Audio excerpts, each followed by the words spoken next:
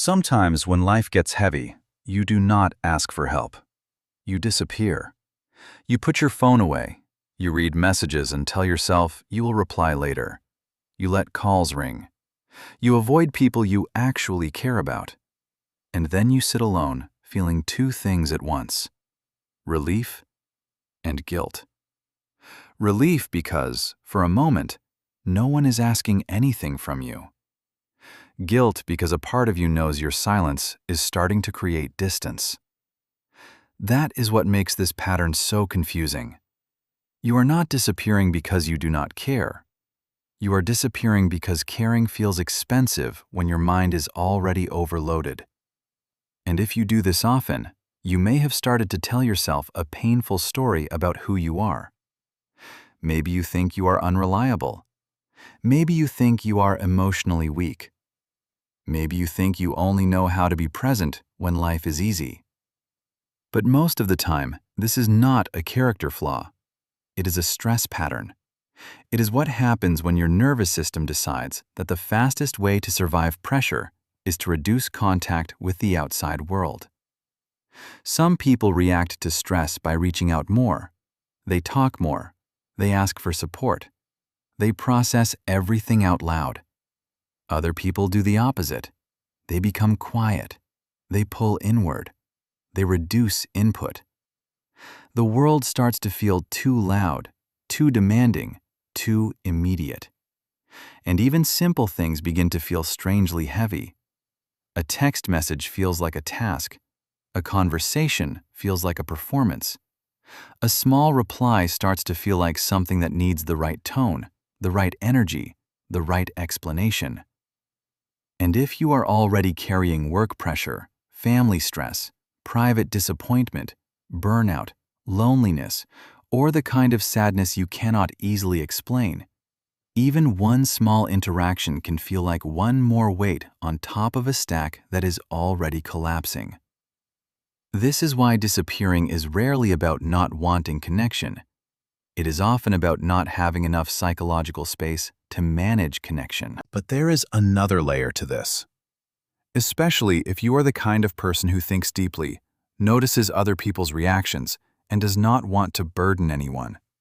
For you, replying is not just replying. It becomes a whole mental event. You do not just think about what to say. You think about how it will sound, whether it will worry them, whether it will seem rude, whether it is too late now, whether you need to explain yourself properly, whether your message feels cold, whether you sound different. And the longer you think, the heavier the task becomes. So you wait for a better moment, a clearer mood, more energy, a better version of yourself. And that moment often never comes. So the silence gets longer. And then something even more painful happens.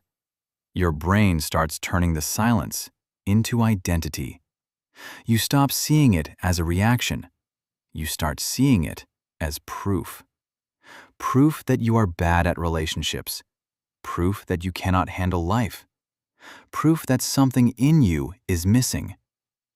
But psychology tells a different story. A lot of behaviors that look unhealthy on the surface began as intelligent adaptations. Avoidance is one of them. Avoidance is what the mind does when something feels too costly in the moment. If a situation creates stress, your brain starts searching for the fastest exit. And if distance brings immediate relief, even for a few minutes, the brain learns from that. This is one of the simplest ideas in behavioral psychology. Whatever reduces discomfort quickly becomes more likely to happen again. So when life feels overwhelming and disappearing gives you even a small drop in pressure, your brain quietly records it. It says, "This works.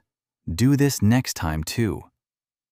That does not mean the pattern is helping you in the long run. It means your brain is choosing short-term relief over long-term repair. And that is what brains do when they are overloaded. They stop optimizing for depth.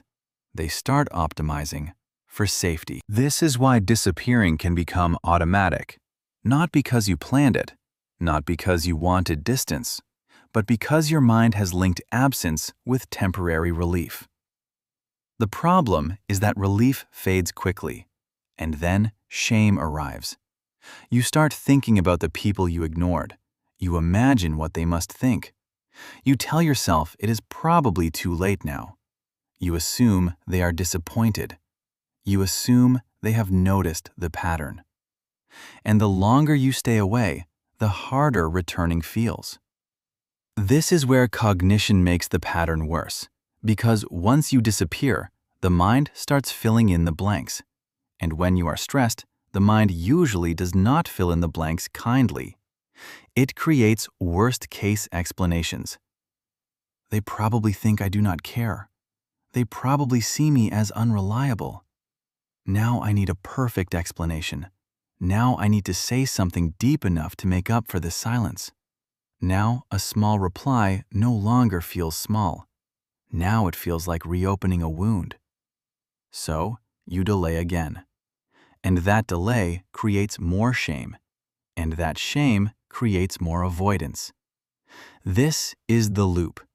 Not stress, then silence, but stress, then silence, then shame, then more silence. That is why this pattern can become so strong. It is not one emotion. It is a chain reaction. And if you have ever wondered why disappearing feels easier in the beginning and worse later, this is why. The beginning is nervous system relief. The middle is cognitive overthinking. The ending is emotional cost. There is also a brain-based reason simple connection can feel so hard when life gets heavy. Under chronic stress, your threat system becomes more active. The amygdala becomes more sensitive. It scans for pressure, conflict, judgment, and emotional risk. At the same time, the prefrontal cortex, the part involved in planning, language, emotional reasoning, and social reasoning, becomes less efficient under overload. So you may know exactly what you should do. Reply, reach out, say something simple, but the bridge between knowing and doing feels weak. That is why this pattern can feel irrational even to you. You are not confused about what the healthy action is. You just cannot access it with the same ease when your system is flooded. In that state, communication is no longer just communication. It feels like exposure, like effort, like one more thing your brain has to manage when it is already trying to keep you from breaking. A simple way to understand this is to imagine your mind as a house with too many lights on. One room is work stress. One room is relationship tension. One room is self-doubt. One room is financial worry. One room is exhaustion. One room is the pressure to stay functional. When life gets heavy, the whole house starts buzzing. Disappearing is not really you leaving the world. It is you going to the breaker box and switching off whatever you can. And social contact is often the first switch to go. Not because it matters least, because it costs more than it looks. That is the reframe. You are not broken. Your system may simply be using invisibility as a form of protection. The issue is not that your brain adapted. The issue is that this adaptation now creates new pain. So the goal is not to become endlessly available. It is not to force yourself into constant openness. It is to build a healthier way to stay connected without overwhelming your system. The first shift is this: stop treating communication as all or nothing. Many people disappear because they believe they must either show up fully or not show up at all. But connection does not actually work that way. A low-energy signal is still a signal. A short, honest message is still contact. Something as simple as, "I am having a heavy week and I am slower than usual," is often enough. This works because it interrupts the avoidance cycle without demanding full emotional performance. Your brain still gets some space, but it does not learn that total disappearance is the only way to survive pressure. The second shift is to lower the perfection standard for returning. A lot of people do not reconnect because they think they owe a complete explanation. They think they need the perfect wording, the perfect apology, the perfect emotional clarity. But perfection increases resistance. The harder a task feels, the more the brain avoids it. So instead of trying to return beautifully, return simply. Sorry I went quiet. I was overwhelmed. That is enough. A small, honest sentence is psychologically easier to begin, and beginning matters more than impressing. The third shift is to name the state before obeying the state. When heaviness takes over, withdrawal feels like truth. It feels like what you need. But sometimes it is not truth. It is just nervous system overload. So pause and label it. This is stress. This is shame. This is emotional flooding. This is my brain trying to reduce input. There is real psychology behind this. Putting feelings into words reduces emotional intensity and brings more regulation online. It helps move you from being fully inside the reaction to observing the reaction. That space matters, because once you can see the pattern, you are less likely to disappear inside it. The fourth shift is to create one tiny return ritual. Not a big plan, not a mood, a ritual. Something so small it remains possible even when you are tired. Maybe once a day, you open your messages, reply to one person, and stop there. That is enough. Why does this help?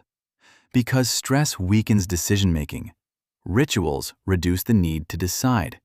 And when the path is already chosen, the brain resists less.